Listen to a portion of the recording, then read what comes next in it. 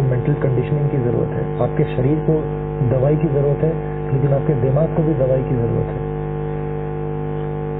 In fact मुझे medical assistance के नाम पे मुझे जब मैं यहाँ से अभी 2-3 दिनों से 4 दिनों से अभी जब मैंने मेरे घर वाले आए दोबारा, क्योंकि मैंने उनको भेज दिया था, मैंने कन्विंस किया था इनको कि जाइए अभी मुझे फीस को और स्ट्रांग बनाना है। तो अभी मैंने मेडिकल ट्रीटमेंट स्टार्ट किया है। तब मुझे जाके पता चला कि मेरी जो इंजरीज हैं वो अगर अभी इनका इलाज अभी स्टार्ट नहीं हुआ होता और अभी मैं लेट कर देता तो शायद फिर मैं फिर कभी रिकवर नहीं कर पाता। और ये सारा इलाज आप बाहर प्राइवेट हॉस्पिटल में आप करवा रहे हैं अपने पैसे से? हाँ जी। सरकार की तरफ से कभी किसी ने आपसे बात करने की कोशिश नहीं की? कभी किसी ने ये पूछने की कोशिश नहीं की कि आपको किसी चीज़ की ज़रूरत है?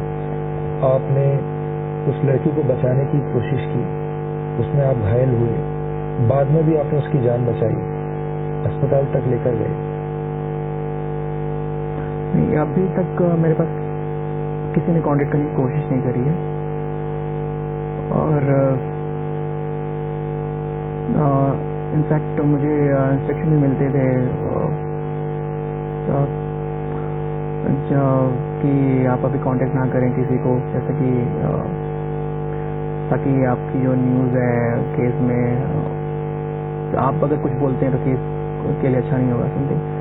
तो मेरा यही था कि केस स्ट्रांग होना चाहिए, ताकि अगर मेरी वजह से अगर मैं किसी को कुछ कहता हूँ, कुछ बोलता हूँ, तो केस वीक ना पड़े और वो छूट ना जाए। तो मुझे किसी की हेल्प नहीं मिली अभी तक, ना मुझे किसी ने अप्रोच किया है, ना मुझे किसी का कंसोलेशन मिला है। जो भी था वो मेरे घर वालों का ही था और मेरे घर वाले काफ़ी सपोर्टिव थे। उन्होंने कभी हर तरीके से उन्होंने मेरी मदद करी। यानी समाज की तरफ से, सरकार की तरफ से, सिस्टम की तरफ से कोई कमेटी, किसी ने आपसे कुछ जानने की कोशिश नहीं की कि आपको भी हो सकता है कुछ कहना हो?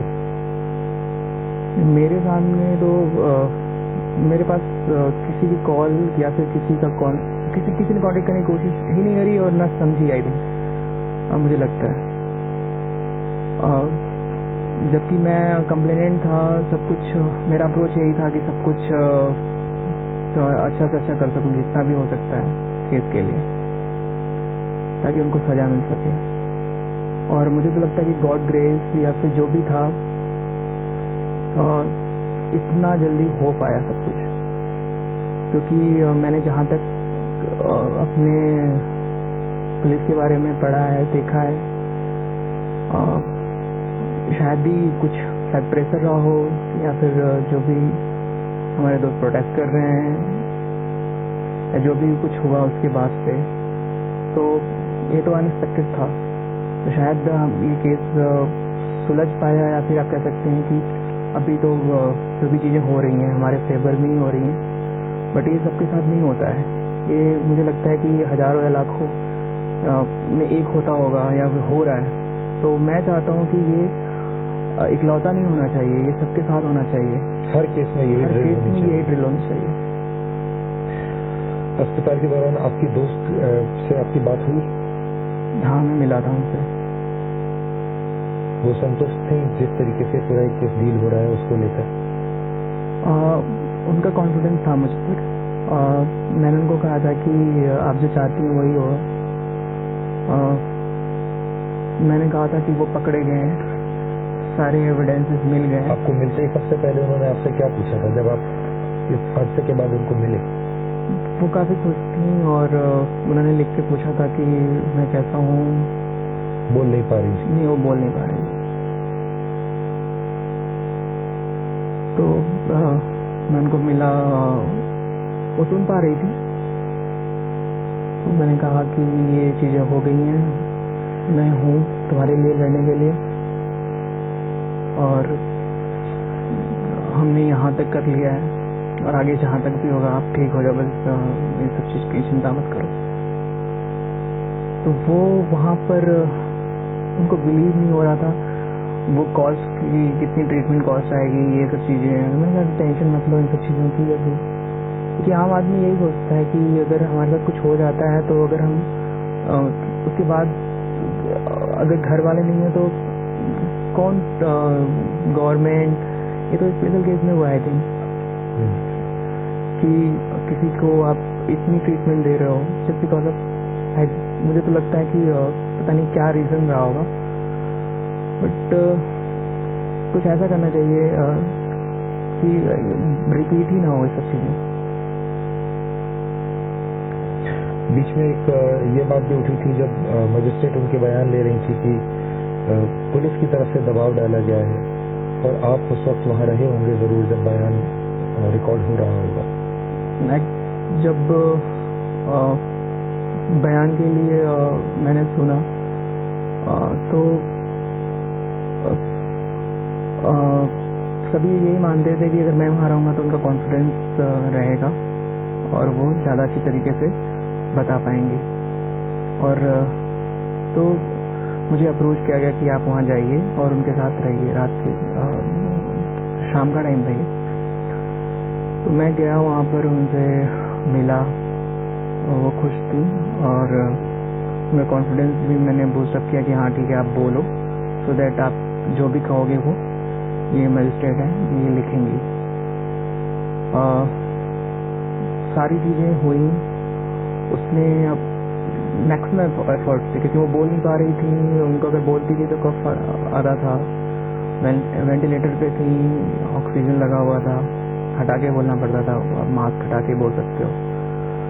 तो उस कंडीशन में उन्होंने पूरा 3-4 पन्ने का जो भी था उन्होंने स्टेटमेंट दिया, सिग्नेचर किए, और उस दौरान मुझे ऐसी चीज़ें पता चली जो उनके साथ हुई थी जो कि कहीं नहीं है, किसी को नहीं पता, और इतना ब्रूटल है कि यार मैं अभी भी आपको बता नहीं सकता।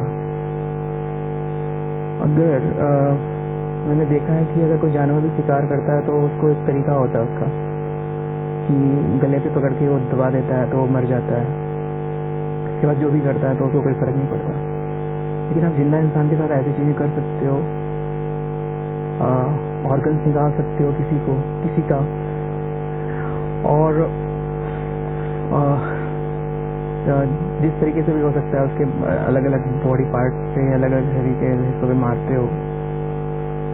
तो ये सारी चीज़ें मैं तो कह नहीं पा रहा हूँ, उन्होंने फेस किया और वो बोला मजिस्ट्रेट के सामने कि उनको होप था कि ये इनकी बात को आगे लेके जाएंगी और उनको कड़ी से कड़ी सजा होगी। उसी दौरान उन्होंने कहा था कि इनको जला के मारा जाए, फांसी की सजा ना हो, इनको जला के मारा जाए, को जला दिया, जिंदा जला दिया जाए। और मैं शॉक्ड हुआ क्योंकि नेक्स्ट डे मुझे पता चला कि ये गवर्नमेंट को लेटर जाता है कि वो किसी के दबाव में कहा गया स्टेटमेंट है। तो ये वो एक लेडीज थी और एसडीएम थी, और मैं उनके साथ काफ़ी देर तक, जब तक वो रही वहाँ पर, तब तक मैं उनको देख पाया, उनसे बात भी किया था मैंने। लेकिन कोई इमेजिन नहीं कर सकता कि कोई एक लेडी, और शायद वो लेडी ही थी क्योंकि वो इतनी अच्छी मतलब सारी चीज़ें उनको बता पा रही थी, जो भी चीज़ उनके साथ हुई थी। कोई बता भी नहीं सकता, कोई सुन भी नहीं सकता। और तीसरा, उसके बाद भी उन्होंने ऐसा स्टेटमेंट दिया, और अगर ऐसा कहने का मतलब है कि वो सपोर्ट ही नहीं करती थी, उनकी हेल्प ही नहीं करना चाहती थी।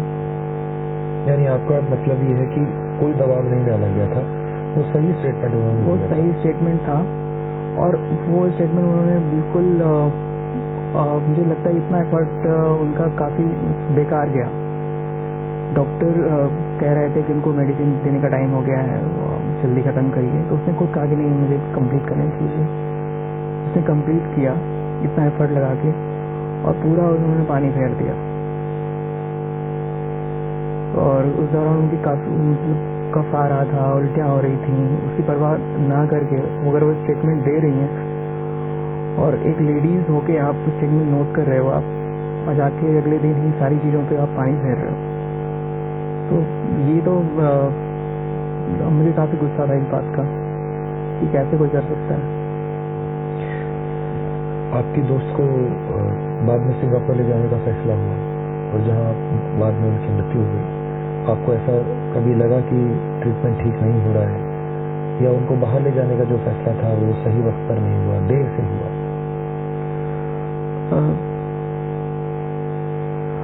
ट्रीटमेंट तो उनको अगर अच्छे हॉस्पिटल में स्टार्टिंग से अगर उनका ट्रीटमेंट स्टार्ट हुआ होता तो शायद अलग सिचुएशन होती, शायद वो हमारे बीच होती। और अगर उनको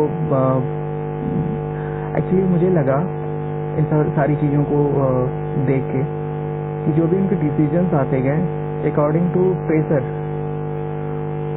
अगर हम आज यहाँ पे प्रदर्शन कर रहे हैं, यहाँ पे अगर हम प्रोटेस्ट कर रहे हैं, यहाँ पे अपने लिए हक के लिए, हम प्रोटेस्ट किसी के लिए नहीं कर रहे थे, हम इंडिविजुअल के लिए प्रोटेस्ट तो था ही नहीं, ये तो सभी हम अपने लिए हक के लिए, ताकि हमारे आगे वाली जनरेशन सेफ रहे।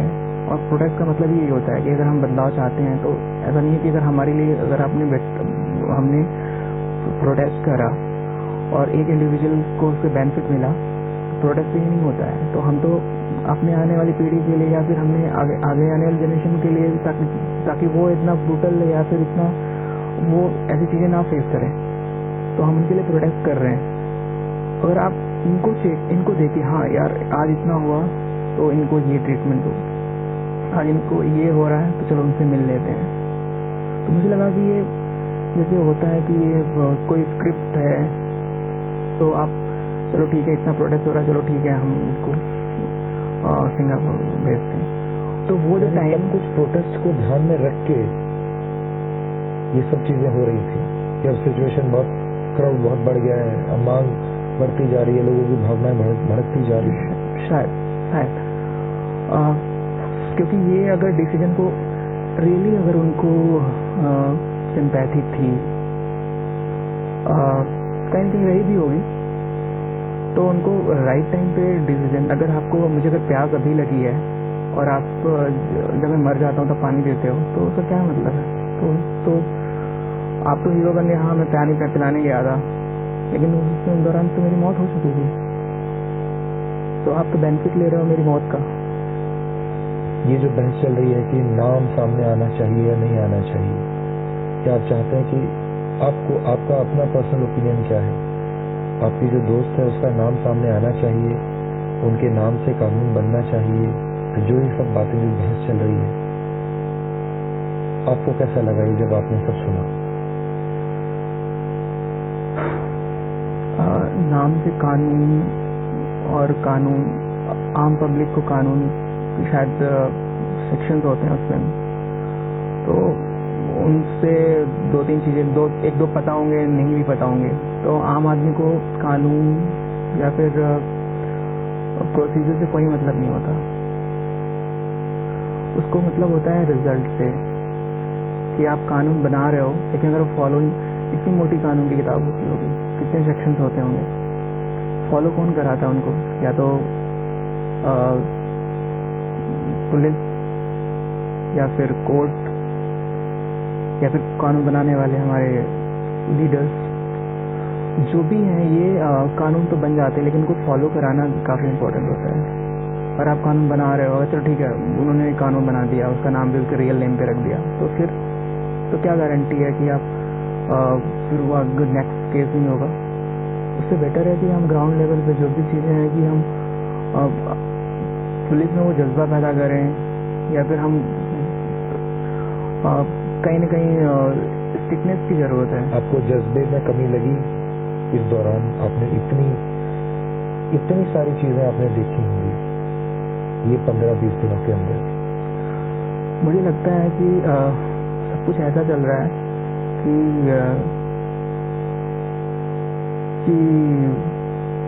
पीछे लात मारो तो चलेगा। प्रेशर नहीं है पुलिस को, पुलिस काम नहीं करेगी, ये मेरा केस नहीं है भाई, PCR खड़ी है नहीं जाऊंगा, ये उधर फलाने की जगह का केस है, उधर का केस है, इधर का केस है, ऐसा चल रहा है। लीडर ने कहा, उनके जो सबसे बड़े जो भी हैं बॉस, उन्होंने प्रेशर किया, नौकरी चली जाएगी यार, ये कर लेते हैं। एक मोहतरमा है हमारे केस के दौरान, उनका नाम नहीं लूँगा, वो हमारा केस देख रही हैं, काफ़ी अच्छा काम भी कर रही होंगी, क्योंकि उनके लीडर्स और ये, क्योंकि ये इतना प्रेशर वाला केस भी है, उनके घर में आटा नहीं है, चावल नहीं है, उनके घर में उनके बच्चे उनकी शक्ल नहीं देख रहे हैं, 2 दिन हो गए। तो उनका ये इम्पोर्टेंट काम रह रहा है, लेकिन वो मुझे इसलिए बता रही हैं क्योंकि वो मेरा केस देख रही हैं। और एक पुलिस वाला अपनी ड्यूटी कर रहा है, उसकी ड्यूटी जो है, अगर वो ड्यूटी अच्छी तरीके से कहता है तो वो चाहता है कि मैं बोलूं जाके लोगों से कि फलाना पुलिस ने अच्छा काम किया। क्यों चाहते हो ऐसा काम?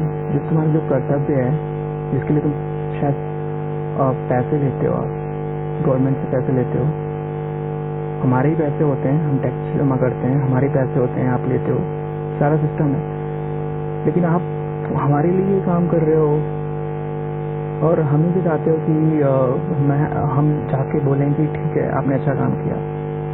एक केस में तो मैंने बहुत अच्छा काम किया है, हमने 6 लोगों को तुरंत पकड़ लिया, हमने ये बस तुरंत पकड़ ली।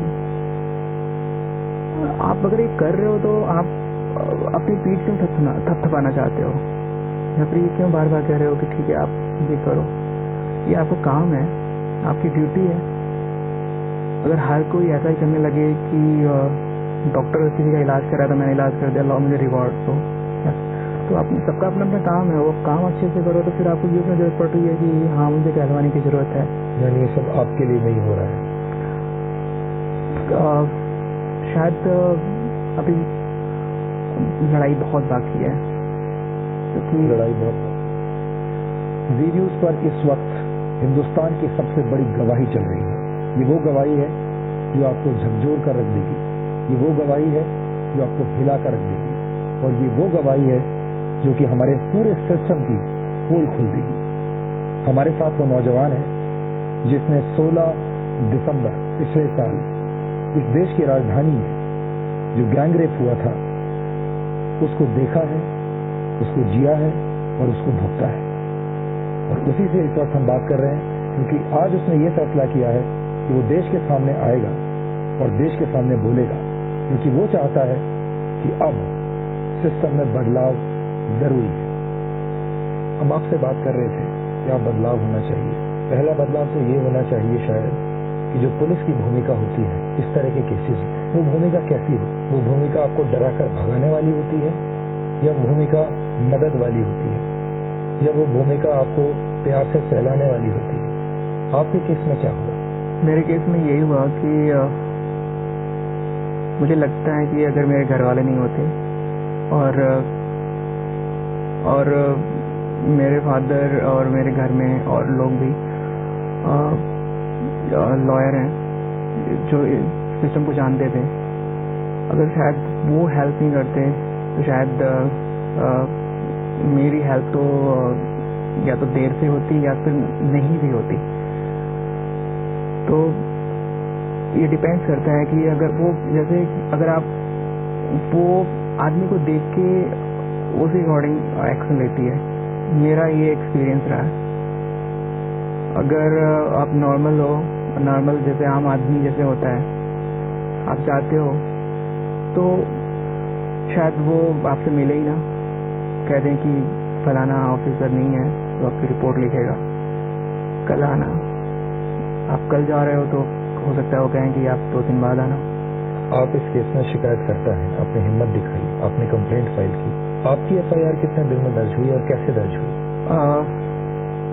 मैं इस कंडीशन में नहीं था कि मैं कहीं आ सकूं, तो मैं तो सीधे थाने ही आया, क्योंकि स्टेशन से सीधे थाने मैं लेटा रहा 3-4 दिनों तक।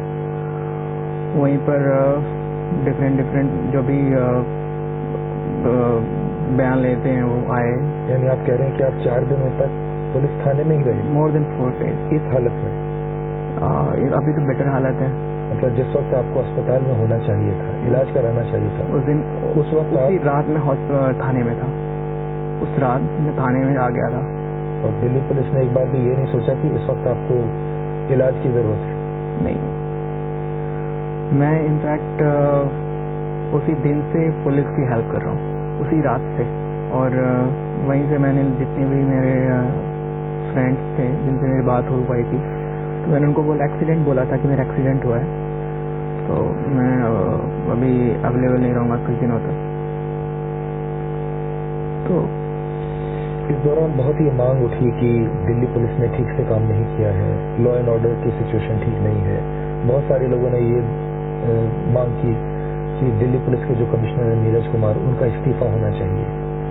यहाँ तक कि मुख्यमंत्री की तरफ से भी इस तरह की मांगें उठी। आपका अपना जजमेंट क्या है? मैं मानता हूँ कि पुलिस एक आदमी नहीं होता, पुलिस सिस्टम है, और अगर एक सिस्टम है तो इसका सबसे बड़ा जो रखवाला है, जो अगर वो सिस्टम में बना हुआ है और उसका सिस्टम सही से वर्क नहीं कर रहा है तो ये तो मोरल ग्राउंड पे होता है। मैंने बहुत से एग्जाम्पल सुने हैं कि अगर कोई कंपनी है लगातार फेल हो रहा है किसी चीज में, तो इसमें मेरे कहने की या आपके कहने की कोई जरूरत ही नहीं होती। तो वो तो अंदर की फीलिंग है, मोरल ग्राउंड है। तो क्योंकि वो अगर वर्दी उतारता तो फिर वो हमारे बीच में खड़ा हो जाता है, ताकि वर्दी से उस पोस्ट पे अगर वो वर्दी नहीं पहनता तो हमारे बीच का आदमी है वो। अगर वो ठीक से काम नहीं कर रहा है तो वो फिर वर्दी किसी और के पास होनी चाहिए। ये हर फील्ड में लागू होता है, ये पुलिस के लिए नहीं, सभी के लिए। जो उस जगह पे जहाँ पे वो बैठा है, अगर वहाँ पे अगर सही से काम नहीं हो पा रहा उससे, तो मोरली उसको कहना चाहिए कि ठीक है, नेक्स्ट जो भी है। लेकिन अगर ये सिस्टम, ये पुलिस आपके दोस्त की इज्जत नहीं बचा पाई, आपको न्याय नहीं दिला पाई, आपके साथ जो कुछ होना था वो हो गया और उसके बाद वो कुछ नहीं कर पाए, उसके बाद आपको उन्होंने कुछ सपोर्ट भी नहीं किया, तो फिर क्या फायदा? तो कोई फायदा नहीं है, वो ऐसे रिपीट। और आप देख सकते हो उसके बाद से कुछ चीजें रुकी थोड़ी हैं, चल रही हैं। ये तो शायद कुछ दिनों के लिए होगा। जो भी चीजें हैं, पेट्रोलिंग है वो बढ़ा सकते हैं, दिखाने के लिए आपको 2-3 जगह पे वो पेट्रोलिंग करने वाले आपको पुलिस दिखाई दे देंगे। आप उनके पास जाएंगे तो तमाम डोनर होते हैं कि हमारे पास फोर्स कम है, हम ये करते हैं, हम वो करते हैं, हम VIP ड्यूटीज में लगे हुए हैं, हमारी 24 आवर ड्यूटी है।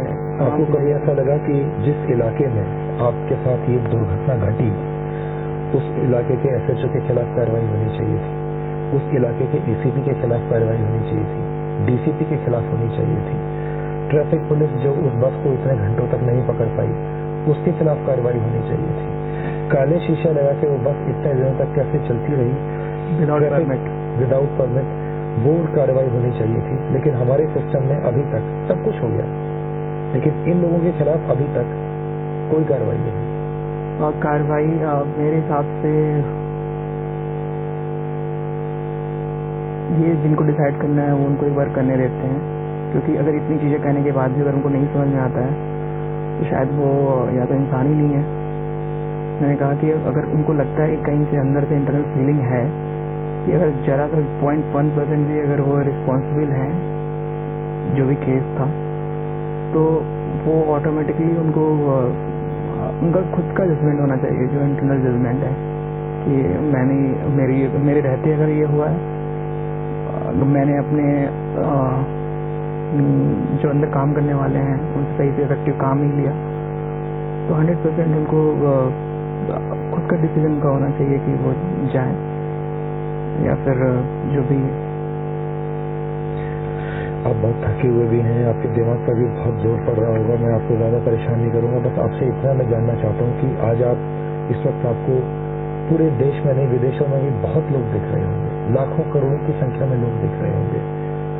ये वो वक्त है जब आपने ये तय किया कि आप देश के लोगों के सामने आना चाहते हैं, कुछ कहना चाहते हैं। आप बताएंगे लोगों को कि आप क्या बदलाव चाहते हैं और वो बदलाव कैसे आएगा, और ये लड़ाई अब आप आगे कैसे लड़ेंगे?